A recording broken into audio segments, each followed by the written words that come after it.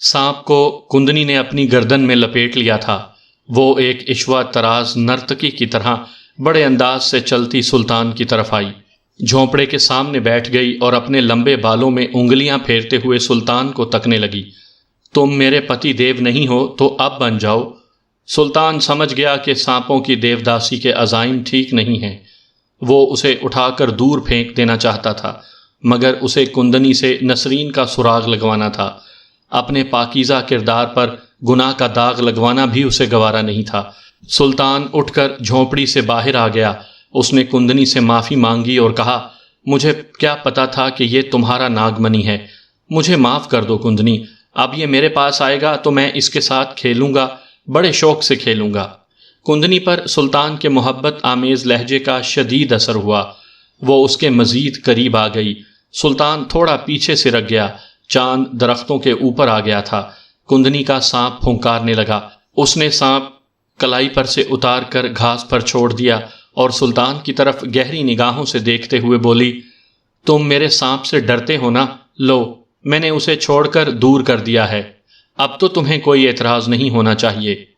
سلطان کے دل میں ایک بار خیال آیا کہ وہ وہاں سے چلا جائے، نسرین کا سراغ وہ کسی اور طریقے سے لگا لے گا، کم از کم گناہ کے گڑھے میں گرنے سے تو بچ جائے گا۔ سلطان کی تربیت اس طرح ہوئی تھی کہ اس کے باپ نے اسے سب سے پہلے کردار کی عظمت اور شخصیت کے حوالے سے درس دیا تھا۔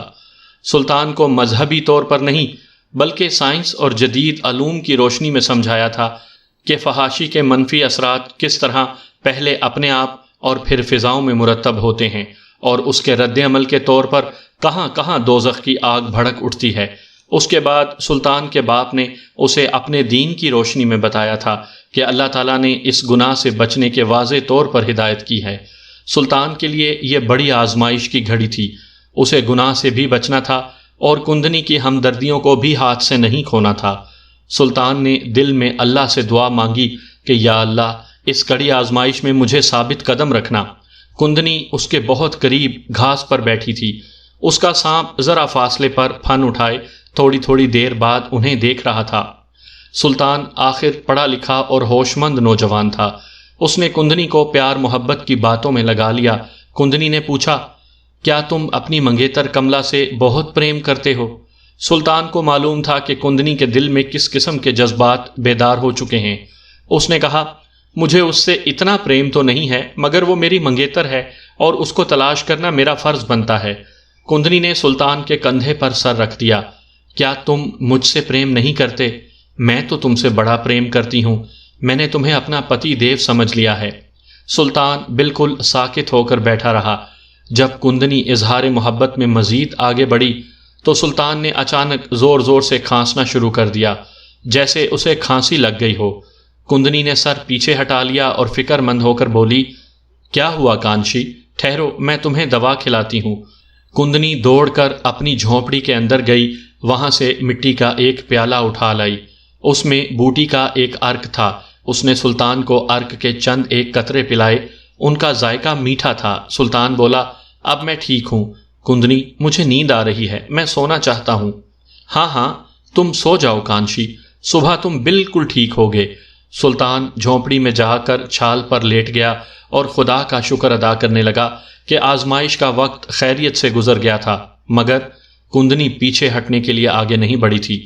وہ اپنی ان خواہشات کی بڑی پکی تھی۔ سلطان کی مردانہ وجاہت اور اس کی شخصیت کندنی کے دل میں نقش ہو گئی تھی۔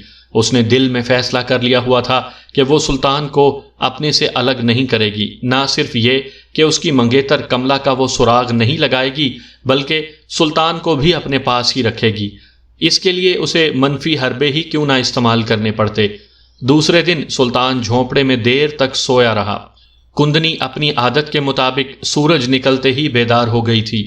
ندی پر جا کر اس نے اشنان کیا، بالوں میں کنگھی کی، سانپ کو دودھ پلایا، جنگلی پھولوں کے 2 ہار بنائے، ایک اپنے گلے میں ڈالا اور دوسرا ہار لے کر سلطان کے جھونپڑے میں آ گئی۔ سلطان بے سدھ سو رہا تھا۔ کندنی نے جنگلی پھولوں کا ہار اس کے چہرے کے پاس زمین پر رکھ دیا۔ تھوڑی دیر تک اس کے خوبصورت صحت مند جسم کو دیکھتی رہی، پھر مسکرائی اور درختوں کے سائے میں بنے ہوئے چبوترے پر آ کر بیٹھ گئی۔ وہ زعفران پیالے میں گھول کر اپنے ماتھے پر ٹیکا لگا رہی تھی کہ ایک طرف سے کالا بھجنگ سپیرا نکل کر اس کے پاس آیا، ہاتھ جوڑ کر نمسکار کیا اور زمین پر بیٹھ گیا۔ یہ وہی کالا کلوٹا سپیرا تھا جو جنگل کے ریسٹ ہاؤس میں ایک دن پہلے سرجیت کور اور نسرین سے مل چکا تھا۔ کندنی نے بے نیازی سے پوچھا، منگلم، تمہیں تو پرسوں آنا تھا، آج کیسے آ گئے؟ وہ اس سپیرے سے تامل یعنی اپنی زبان میں بات کر رہی تھی۔ سپیرے نے کہا، دیوی ماں، میں نے جنگل میں ایک نئی لڑکی کو دیکھا ہے، وہ شمالی پرانت کی لگتی ہے، اس کا رنگ گورا ہے۔ کندنی کا ہاتھ اپنے بازو پر زعفران کی لکیر ڈالتے ڈالتے رک گیا۔ سانپ اس کے ساتھ پھن اٹھائے بیٹھا تھا۔ سانپ نے بھی اپنا پھن سپیرے کی طرف موڑ دیا۔ اس کا نام کیا ہے، تمہیں معلوم ہے؟ نہیں دیوی ماں، پر وہ ادھر کی نہیں ہے، سردارنی کے پاس اسے پہلے کبھی نہیں دیکھا۔ کندنی کا ماتھا ٹھنکا۔ اس کو خیال آیا کہ ہو نہ ہو یہ عورت کانشی یعنی سلطان کی منگیتر ہی ہے۔ اس نے سپیرے سے پوچھا، یہ بتاؤ، ناگ اور شیو کے مندروں میں شمالی پرانت کی کوئی نئی لڑکی آئی ہے؟ سپیرے منگلم نے نفی میں سر ہلایا اور بولا، ایسی کوئی لڑکی کسی مندر میں نہیں آئی دیوی ماں۔ کندنی سوچ میں پڑ گئی۔ اس نے سپیرے کی طرف گھور کر دیکھا اور بولی، تم وہاں سے کچھ لائے تھے؟ سردارنی نے کچھ کپڑے دیے تھے، ایک پرانی ساڑی بھی دی تھی۔ کیا وہ ساڑی اس نئی لڑکی کی ہے؟ یہ مجھے معلوم نہیں دیوی ماں۔ کندنی نے سپیرے منگلم کو اپنے نزدیک چبوترے پر آنے کو کہا۔ سپیرا چبوترے پر آ کر کھڑا ہو گیا۔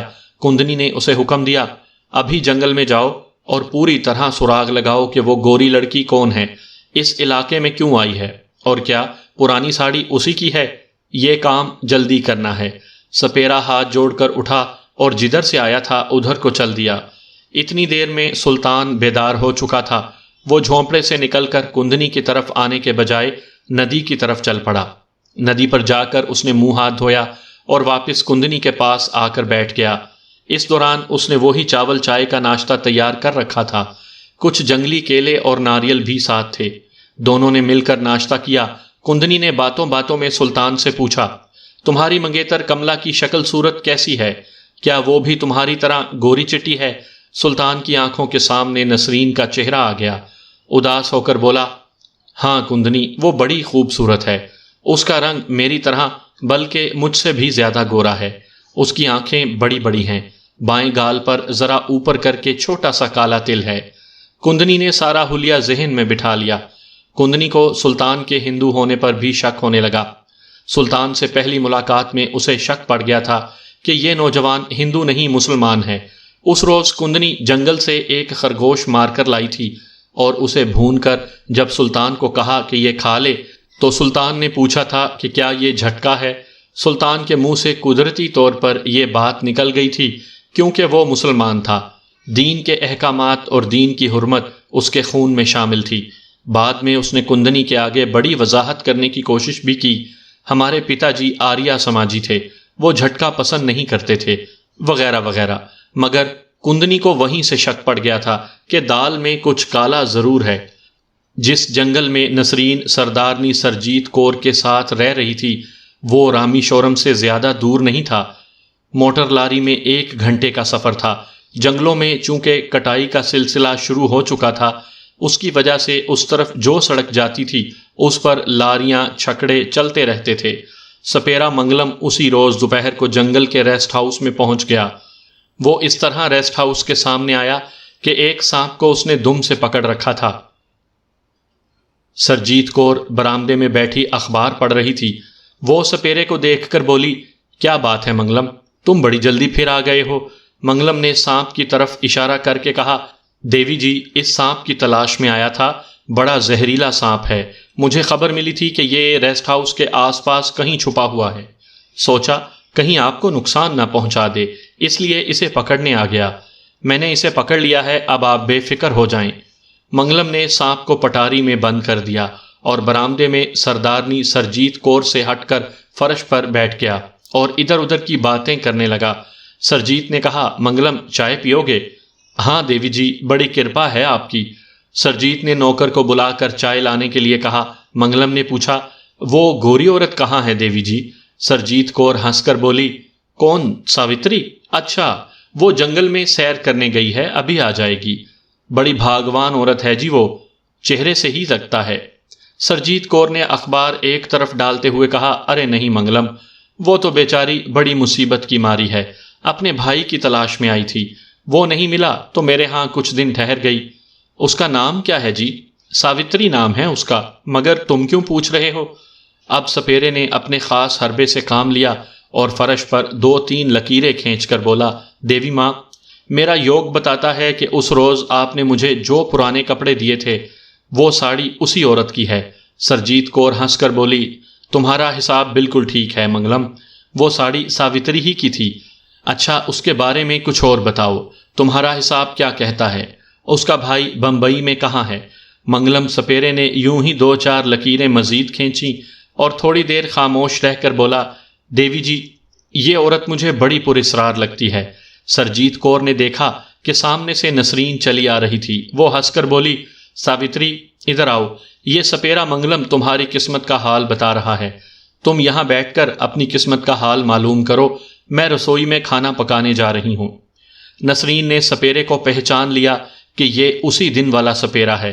سپیرے منگلم نے جلدی سے اٹھ کر بڑے ادب سے نسرین کو ہاتھ جوڑ کر نمسکار کیا اور پھر ویسے ہی فرش پر بیٹھ گیا۔ نسرین کرسی پر بیٹھ گئی۔ میری قسمت کا تم کیا حال بتا رہے تھے؟ سپیرے نے دائیں بائیں دیکھا اور خاص اداکاری کرتے ہوئے آہستہ سے بولا، دیوی، ہم سپیرے لوگ لکیریں بنا کر بہت کچھ معلوم کر لیتے ہیں، یہ علم ہمارے بزرگوں کو شیش ناگ نے بتایا تھا جو سینہ بسینہ ہمارے پاس چلا آ رہا ہے۔ دراصل سپیرا منگلم کندنی دیو داسی کے اسی حکم کے مطابق اس عورت یعنی نسرین کے زیادہ سے زیادہ جاسوسی کرنا چاہتا تھا تاکہ وہ کندنی کو جا کر پوری معلومات دے اور اس کی نگاہوں میں اس کا مرتبہ مزید بلند ہو۔ یہ تمام سپیرے جو کندنی کے جاسوس تھے، کندنی کو پاروتی کا اوتار سمجھتے تھے، چنانچہ ہر سپیرا اس کی خوشنودی حاصل کرنے کی کوشش کرتا تھا۔ منگلم سپیرا ہوا میں تیر چلا رہا تھا، اس کے وہم و گمان میں بھی یہ بات نہیں تھی کہ یہ گوری چٹی ساوتری نام کی جو لڑکی اس کے سامنے بیٹھی ہے وہ مسلمان ہے اور اس کا نام نسرین ہے۔ دوسری طرف نسرین اگرچہ پڑھی لکھی لڑکی تھی مگر وہ اس قسم کے حالات میں پھنس چکی تھی جس کی وجہ سے وہ نفسیاتی دباؤ میں تھی اور چاہتی تھی کہ کوئی اسے یہ بتائے کہ سلطان کہاں ہے اور کیا وہ اس کو حاصل کرنے میں کامیاب ہو سکے گی۔ عورتیں ویسے بھی عام طور پر زیادہ توہم پرست ہوتی ہیں اور نسرین تو حالات کی ستم ظریفی کا شکار تھی۔ سپیرے نے یوں ہی نسرین کو اپنا ہاتھ دکھانے کے لیے کہا۔ نسرین نے اپنا ہاتھ آگے کر دیا۔ سپیرے کو ہاتھ کی لکیروں کے علم کا کچھ پتہ نہیں تھا، وہ صرف یہ معلوم کرنا چاہتا تھا کہ یہ لڑکی کس کس کی تلاش میں یہاں آئی ہے۔ منگلم سپیرا ہاتھ دکھانے والی عورتوں کی نفسیات سے ضرور واقف تھا۔ اس نے یوں ہی کہہ دیا، دیوی، تمہاری ریکھائیں بتا رہی ہیں کہ تم کسی بڑی مصیبت میں پھنسی ہوئی ہو۔ نسرین نے سوچا کہ ہو سکتا ہے کہ یہ شخص ہاتھ کی لکیروں کے علم کا ماہر ہو اور اسے سلطان کے بارے میں کچھ بتا سکے کہ وہ کہاں ہے۔ وہ ذرا آگے کو جھکی اور بولی، میری مصیبت کب ختم ہوگی؟ سپیرے کو کچھ معلوم نہیں تھا کہ اس کی اصل مصیبت کیا ہے۔ وہ بے معنی نظروں سے نسرین کے ہاتھ کی لکیروں کو دیکھ رہا تھا۔ کہنے لگا، دیوی، اگر تم مجھے اصل بات جو تمہارے دل میں ہے بتا دو تو پھر تمہاری مصیبت کا علاج مجھے مل جائے گا۔ اپنا دل کھول کر میرے سامنے رکھو گی تو ہاتھ کی ریکھائیں بھی روشن ہو جائیں گی۔ نسرین نے ارد گرد ایک نگاہ ڈالی اور بولی، پہلے ایک بات کا وعدہ کرو کہ میرے دل کا راز کسی کو نہیں بتاؤ گے۔ سپیرا دل میں بڑا خوش ہوا، اسے کندنی کی خوشنودی حاصل کرنے کے لیے کوئی اہم موقع مل رہا تھا۔ اس نے آہستہ سے کہا، دیوی، ہم سپیرے لوگ بات کے دھنی اور پکے ہوتے ہیں، کبھی کسی کا راز کسی کو نہیں بتاتے، یہ ہمارے دھرم کے خلاف ہے، تم اپنا دل کھول کر بیان کرو۔ نسرین حالات کے دباؤ کا شکار تھی، وہ ایک مدت سے سلطان کی تلاش میں ماری پھر رہی تھی، وہ کسی ایسے شخص کی تلاش میں تھی جو اسے اس کی مصیبت کا حل بتا دے۔ جب اس سپیرے سے نسرین کو کچھ توقع پیدا ہو گئی تھی کہ یہ اس کو سلطان کا عطا پتہ ضرور بتا دے گا، اس نے کہہ دیا، بابا، میں اپنے منگیتر کی تلاش میں ہوں۔ سپیرے کو بڑی حیرانی ہوئی کیونکہ سردارنی نے اسے بتایا تھا کہ یہ لڑکی اپنے بھائی کی تلاش میں وہاں آئی تھی۔ سپیرے نے پوچھا، تمہارے منگیتر کا نام کیا ہے؟ نسرین اپنے مسلمان ہونے کا راز اسے نہیں بتانا چاہتی تھی۔ اس نے کہا، نام میں نہیں بتا سکتی، تم حساب لگا کر مجھے صرف یہ بتا دو کہ میرا منگیتر اس وقت کہاں ہے اور مجھے کب ملے گا۔ سپیرے نے یوں ہی ہاتھ کی لکیروں کو دبا دبا کر دیکھا اور کہا، میں پھر آؤں گا، تب تمہیں بتاؤں گا کہ تمہارا آدمی تمہیں کہاں ملے گا۔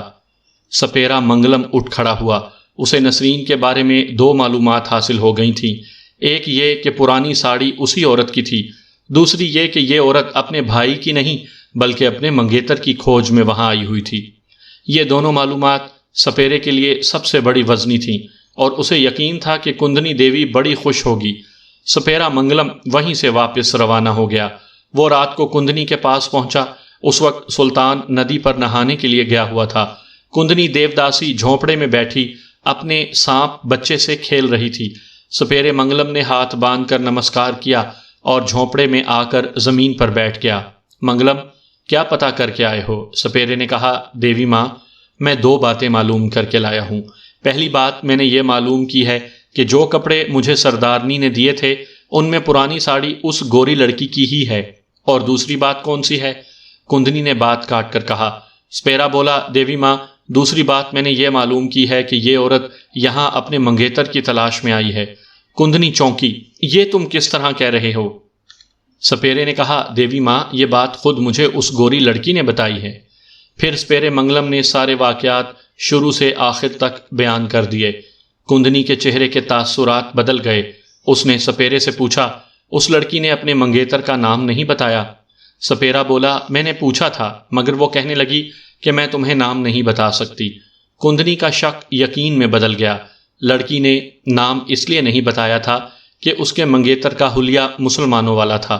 وہ مسلمان تھا، اس کا منگیتر ہندو ہوتا تو وہ فوراً نام بتا دیتی۔ کندنی نے سپیرے کو اس کے بارے میں کچھ نہ بتایا، خود غور کرتی رہی۔ وہ جان گئی تھی کہ یہی لڑکی کانشی رام کی منگیتر ہے اور یہ دونوں مسلمان ہیں، ہندو بن کر پھر رہے ہیں اور ایک دوسرے کی کھوج میں ہیں۔ کندنی نے سپیرے سے کہا، اس لڑکی کی جو پرانی ساڑی تم لے کر آئے ہو وہ مجھے دے جاؤ۔ یہ کام ابھی اسی وقت تمہیں کرنا ہے۔ جاؤ، ساڑی لے کر آؤ۔ سامعین کرام، آپ سن رہے ہیں اے حمید کی لکھی ہوئی سانپ، دیوداسی اور کمانڈو۔ مجھے امید ہے آپ کو میری یہ کاوش پسند آ رہی ہوگی۔ آپ نے اگر ابھی تک میرا چینل کہانی گھر سبسکرائب نہیں کیا تو ابھی میرے چینل کو سبسکرائب کر لیجئے تاکہ آنے والی ہر نئی کہانی کی اطلاع بر وقت آپ تک پہنچ سکے۔ سپیرا منگلم نمسکار کہہ کر چلا گیا۔ اس کے جانے کے بعد کندنی کا ذہن تیزی سے کام کرنے لگا۔ اس کے ذہن میں ایک خطرناک منصوبہ تیار ہو رہا تھا۔ سلطان ابھی تک جنگل سے واپس نہیں آیا تھا۔ سپیرے کا جھونپڑا وہاں سے دور تھا۔ اتنے میں اسے سلطان ندی سے واپس آتا نظر پڑا۔ کندنی نہیں چاہتی تھی کہ وہ سپیرے کو اس کے پاس دیکھے۔ وہ اٹھی اور سلطان کے پاس آ کر بڑے محبت بھرے انداز میں بولی، کانشی، میرے پتی دیو، تم نے ندی پر اتنی دیر کیوں لگا دی؟ سلطان نے دل میں کہا، وہاں بیٹھا تمہاری جان کو رو رہا تھا کہ یہاں سے کب چھٹکارا مل سکے گا، مگر اوپر سے بولا، ندی کنارے بڑی ٹھنڈی ہوا چل رہی تھی، وہاں بیٹھا سوچ رہا تھا کہ تم میرا کتنا خیال رکھتی ہو۔ کندنی بھی جانتی تھی کہ سلطان منافقت سے کام لے رہا ہے۔ اسے کندنی سے کوئی لگاؤ نہیں ہے۔ وہ تو اس انتظار میں ہے کہ جیسے ہی اسے اپنی منگیتر کا کوئی سراغ ملے وہ وہاں سے رفو چکر ہو جائے۔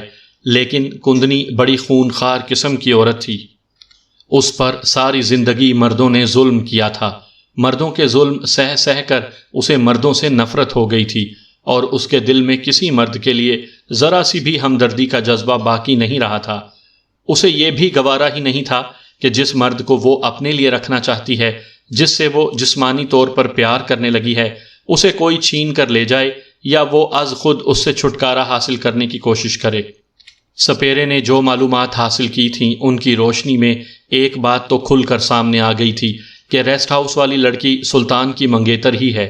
اس کا مطلب یہ تھا کہ وہ کندنی کی دشمن تھی۔ وہ سلطان کو کندنی سے چھین لے جانا چاہتی تھی۔ یہ کندنی کی توہین تھی، اس کی شکست تھی جو وہ کسی حالت میں قبول نہیں کر سکتی تھی۔ کندنی نے سلطان سے کہا، تم جھونپڑی میں جا کر سو جاؤ، میں ایک کام سے ساتھ والے گاؤں جا رہی ہوں۔ سلطان نے جھجکتے ہوئے پوچھا، کندنی، وہ سپیرے کل آ رہے ہیں نا؟ کندنی نے فوراً جواب دیا، تم کیوں فکر کرتے ہو؟ میرے سپیرے جاسوس کل شام تک ضرور آ جائیں گے، میں ان کے ذریعے تمہاری منگیتر کا پورا پتہ لگا لوں گی۔ پھر ذرا قریب ہو کر لگاوٹ کے ساتھ بولی، تمہیں تمہاری منگیتر مل گئی تو پھر تم مجھ کو چھوڑ کر چلے جاؤ گے کانچی؟ سلطان نے کہا، وہ تو مجھے جانا ہی پڑے گا، مگر ہو سکتا ہے ہم تمہارے پاس ہی ٹھہر جائیں، تمہارے پاس میرا دل بڑا لگ گیا ہے۔ سلطان کندنی کو ناراض بھی نہیں کرنا چاہتا تھا، وہ جانتا تھا کہ یہ ایک چڑیل عورت ہے اور کچھ معلوم نہیں کہ اس کے دل میں کس قسم کی آگ بھڑک رہی ہو۔ وہ کسی طرح کندنی کو خوش ہی رکھنا چاہتا تھا تاکہ اسے کم از کم اتنا پتہ چل جائے کہ نسرین وہاں مندر میں اغوا کر کے لائی گئی ہے یا نہیں لائی گئی۔ وہ نسرین کے بارے میں آخری اور مکمل معلومات حاصل کرنا چاہتا تھا اور یہ معلومات صرف کندنی ہی اسے مہیا کر سکتی تھی۔ اس بار جب اسے معلوم ہو گیا کہ نسرین اس علاقے میں ہے یا نہیں تو پھر کندنی کیا، کندنی کے سارے سپیرے اور سانپ بھی اسے واپس لانے سے نہیں روک سکتے تھے۔ کندنی ہنسنے لگی، اس نے لمبے بالوں کو جھٹک کر ان پر ہاتھ پھیرا اور کہا، تم جا کر سو جاؤ، میں خود ہی آ جاؤں گی، میرا انتظار نہ کرنا۔ کندنی منگلم سپیرے کو اس کے راستے میں جا کر ملنا چاہتی تھی۔ سلطان کو جھونپڑی میں چھوڑ کر کندنی سپیرے کے گاؤں کی طرف چل پڑی۔ سانپ اس کی کلائی کے ساتھ لپٹا ہوا تھا، جنگل کے تمام راستوں کا اسے علم تھا۔ وہ اس پگڈنڈی پر جا رہی تھی جس پر سپیرا واپس گیا تھا۔ چاند نکل آیا تھا، چاندنی ناریل کے درختوں میں سے چھن چھن کر پگڈنڈی پر آ رہی تھی۔ آدھے راستے میں جہاں ایک سمادھی کا چبوترا بنا ہوا تھا، سپیرا منگلم اسے مل گیا۔ اس کے ہاتھ میں گٹھڑی تھی۔ کندنی کو دیکھ کر وہ وہیں رک گیا اور گٹھڑی زمین پر رکھ کر ہاتھ باندھ کر کھڑا ہو گیا۔ کندنی نے قریب جا کر پوچھا، لڑکی کی ساڑی کہاں ہے؟ سپیرے نے گٹھڑی کھولی اور اس میں سے نسرین کی کاسنی رنگ کی پرانی ساڑی نکال کر کندنی کو پیش کر دی۔ دیوی ماتا، یہ ہے اس لڑکی کی ساڑی۔ کندنی ساڑی کو ہاتھ میں لے کر غور سے الٹ پلٹ کر دیکھنے لگی۔ اسے ساڑی کے ساتھ کوئی چیز بندھی ہوئی محسوس ہوئی۔ اس نے غور سے دیکھا، یہ نسرین کی منگنی کی انگوٹھی تھی۔ اتفاق ایسا ہوا تھا کہ ریسٹ ہاؤس سے پرانے کپڑے لانے کے بعد سپیرے نے اسی طرح اپنے جھونپڑے میں ڈال دیے تھے، کیونکہ اس کی سپیرن بیوی اپنے میکے گئی ہوئی تھی۔ اگر اس کی بیوی گھر پر موجود ہوتی تو وہ ضرور یہ انگوٹھی اپنے پاس رکھ لیتی۔ کندنی نے سپیرے پر ظاہر نہ ہونے دیا کہ اسے ساڑی میں کوئی انگوٹھی ملی ہے۔ ساڑی کو اس نے اپنی بغل میں دبایا اور سپیرے سے کہا، واپس چلے جاؤ، تمہاری ضرورت ہوئی تو میں تمہیں بلوا لوں گی۔ سپیرا ادب سے ہاتھ جوڑ کر وہیں سے واپس ہو گیا۔ اپنے جھونپڑے میں واپس آ کر کندنی نے دیے کی روشنی میں انگوٹھی کو غور سے دیکھا۔ یہ سونے کا ایک چھلا تھا جس پر انگریزی حرف این کھدا ہوا تھا۔ کندنی سمجھ گئی کہ یہ منگنی کی انگوٹھی ہے جو اس لڑکی نے اپنے پاس سنبھال کر رکھی ہوئی تھی، مگر ساڑی بدلتے ہوئے اسے کھولنا بھول گئی۔ یہ انگوٹھی حقائق پر سے پردہ اٹھا سکتی تھی۔ اگر یہ انگوٹھی کانچی رام یعنی سلطان نے اپنی منگیتر کو دی تھی تو پھر اس کی منگیتر کا نام کملا نہیں، کوئی اور نام ہے۔ بہرحال اگر سلطان نے اس انگوٹھی کو دیکھ کر کہا کہ ہاں یہ میری منگیتر کی انگوٹھی ہے تو کم از کم اس کی منگیتر کی نشاندہی تو ہو ہی جائے گی، اور کندنی چاہتی بھی یہی تھی کہ اس کی راہ میں جو سب سے بڑی رکاوٹ ہے اس کا پتہ چل جائے تاکہ وہ اسے ٹھوکر مار کر ہٹا دے۔ یہ سوچتے ہوئے وہ جھونپڑی میں جا کر سو گئی۔ اگلے دن جب وہ ندی سے اشنان کر کے اپنے چبوترے پر گیان دھیان کے لیے بیٹھی تو اس کا دل بے چین تھا۔ اس کی نظریں سلطان کے جھونپڑے کی طرف لگی ہوئی تھیں جہاں وہ ابھی سو کر نہیں اٹھا تھا۔ انگوٹھی کندنی نے ایک رومال میں لپیٹ کر اپنے پاس رکھ لی تھی۔ آخر سلطان جھونپڑی سے نکلا اور ندی کی طرف چل دیا۔ کوئی آدھے گھنٹے بعد سلطان ہاتھ دھو کر واپس آ کر کندنی کے پاس بیٹھ گیا۔ کہنے لگا، بھگوان کرے آج تمہارے جاسوس سپیرے آ جائیں۔ تمہیں یقین ہے نا کہ وہ میری منگیتر کا پتہ لگا لیں گے؟ کندنی نے مسکرا کر کہا، تمہیں بتائے بغیر میں نے اپنے ایک جاسوس سپیرے کو اس کام پر لگا دیا ہوا تھا۔ سلطان نے بے تاب ہو کر پوچھا، پھر کچھ پتہ چلا؟ کندنی نے بڑے اطمینان کے ساتھ کہا، اس نے ایک لڑکی کا پتہ چلایا ہے جو دلی یو پی کے علاقے سے اغوا کر کے لائی گئی تھی۔ میرا سپیرا جاسوس اس لڑکی کی ایک انگوٹھی اڑا کر لے آیا ہے، یہ دیکھو۔ کندنی نے رومال میں سے انگوٹھی نکال کر سلطان کے سامنے رکھ دی۔ سلطان کا دل خوشی سے اچھل پڑا۔ اس نے انگوٹھی فوراً پہچان لی۔ یہ وہی انگوٹھی تھی جو سلطان نے نسرین کو منگنی کے موقع پر پہنائی تھی۔ وہ جذباتی ہو گیا۔ ہاں ہاں، یہ اسی کی انگوٹھی ہے، میری منگیتر ہی کی انگوٹھی ہے۔ وہ کہاں ہے؟ مجھے اس کے پاس لے چلو۔ سلطان کے منہ سے نسرین کا نام نکلتے نکلتے رہ گیا تھا۔ کندنی نے کلائی میں لپٹے ہوئے سانپ کو اپنے ہاتھ میں لے لیا اور اسے ہونٹوں کے پاس لا کر پیار کرنے لگی۔ کندنی نے سلطان کی طرف دیکھا اور کہا، تم نے تو اپنی منگیتر کا نام کملا بتایا تھا اور انگوٹھی پر عین کھدا ہوا ہے۔ سلطان کچھ گھبرا گیا مگر جلدی سے سنبھل کر بولا، وہ ایسا ہے کہ کملا کا پورا نام نلنی کملا ہے۔ میں نے انگوٹھی پر اس کا پہلا حرف کھدوایا تھا۔ بھگوان کے لیے مجھے صرف اتنا بتا دو کہ وہ کہاں ہے، میں خود ہی اسے وہاں سے نکال لوں گا۔ کندنی، میں تمہارا یہ احسان ساری زندگی نہیں بھولوں گا۔ کندنی کے بدن میں تو آگ سی لگ گئی۔ یہ شخص کتنی جلدی اس سے منہ پھیر رہا تھا۔ اس نے اپنے اندر کی آگ کو اندر ہی دبائے رکھا اور ہاتھ کے اشارے سے کہا، شانتی شانتی کاشی رام، گھبراؤ نہیں، وہ خود یہاں تمہارے پاس آ جائے گی۔ اس وقت تمہاری منگیتر کو جہاں رکھا گیا ہے تم غائب ہو کر بھی پہنچ جاؤ تو وہاں نہیں جا سکتے۔ تھوڑا صبر کرو، 2-1 روز میں میرے آدمی اسے لے کر یہاں آ جائیں گے۔ میں نے سارا انتظام کر دیا ہے۔ سلطان نے تشویش کے ساتھ پوچھا، وہ ٹھیک تو ہے نا؟ بالکل ٹھیک ہے، اسے کسی نے کوئی تکلیف نہیں پہنچائی، یہ مجھے پکا یقین ہے۔ تم بھی میری بات کا یقین کرو، مگر مجھے صرف اتنا ہی بتا دو کہ وہ کہاں پر ہے، کم از کم میری تسلی تو ہو جائے۔ کندنی نے اپنے سانپ کو کلائی کے گرد لپیٹتے ہوئے کہا، ابھی میں تمہیں یہ نہیں بتا سکتی، یہ ہمارا طریقہ نہیں ہے۔ اگر میں نے تمہیں بتا دیا تو دیوتا ناراض ہو جائیں گے اور ہو سکتا ہے پھر تم ساری زندگی اپنی منگیتر کا منہ نہ دیکھ سکو۔ سلطان دل میں کندنی کو برا بھلا کہتے ہوئے پیچ و تاب کھا کر رہ گیا۔ آخر اس نے یہی فیصلہ کیا کہ یہ عورت جیسے کہتی ہے اسی طرح کرتا جائے۔ انگوٹھی مل گئی ہے نسرین کی، اس سے صاف مطلب یہ ہے کہ نسرین بھی مل گئی ہے۔ کندنی کا اثر و رسوخ بڑی دور تک ہے، وہ ضرور نسرین کو واپس لائے گی۔ سلطان کندنی کو مزید خوش کرنے کے لیے اس کا شکریہ ادا کرنے لگا۔ کندنی بڑے پراسرار انداز میں سانپ کو پیار کرتے ہوئے ہنس رہی تھی اور سلطان کی طرف دیکھے جا رہی تھی۔ سلطان کو یوں ہی اس عورت سے خوف سا محسوس ہونے لگا تھا۔ نسرین کی انگوٹھی اس کے ہاتھ میں ہی تھی۔ کہنے لگا، یہ انگوٹھی میں اپنے پاس رکھ لوں کندنی؟ ہاں ہاں ضرور رکھ لو، یہ تمہاری ہی ہے، مجھے اس سے کیا دلچسپی ہو سکتی ہے۔ سلطان نے انگوٹھی کو اپنی جیکٹ کی اندر والی جیب میں سنبھال کر رکھ لیا، پھر جھونپڑی میں آ گیا۔ وہاں انگوٹھی کو نکال کر چوما اور اس کی آنکھوں میں آنسو آ گئے۔ اسے اس بات کی خوشی بھی تھی کہ نسرین کا آخر کار پتہ چل گیا۔ پریشانی سلطان کو صرف اس لیے تھی کہ نسرین پتہ نہیں کن لوگوں کی قید میں ہوگی، اس پر کیا گزر رہی ہوگی۔ اس نے دل میں ایک فیصلہ کر لیا تھا کہ جن لوگوں نے نسرین کو اذیتیں دی ہیں، اسے اغوا کیا ہے، وہ ان میں سے کسی ایک کو بھی زندہ نہیں چھوڑے گا جب تک ان میں سے ایک ایک کو قتل نہ کر لے۔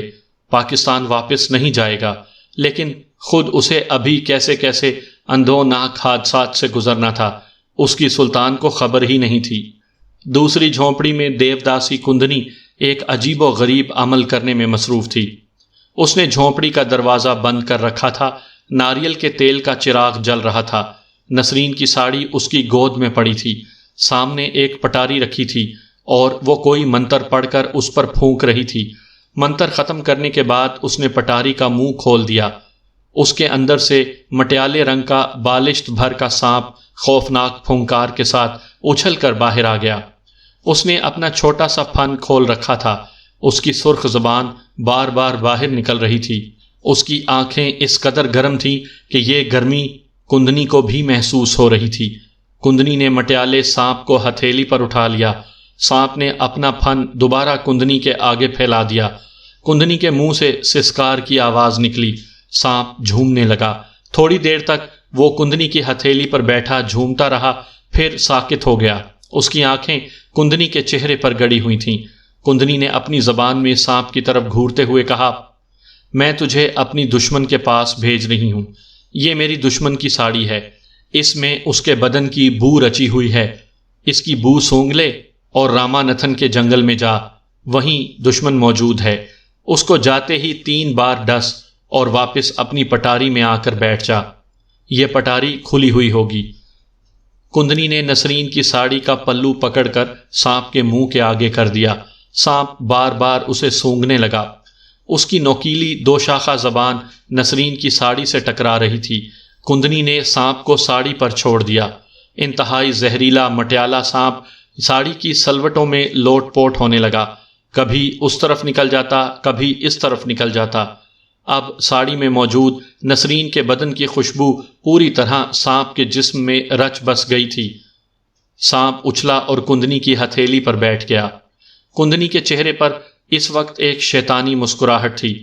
اس نے مٹیالے سانپ کو چوما اور اسے لے کر جھونپڑے سے باہر نکل آئی۔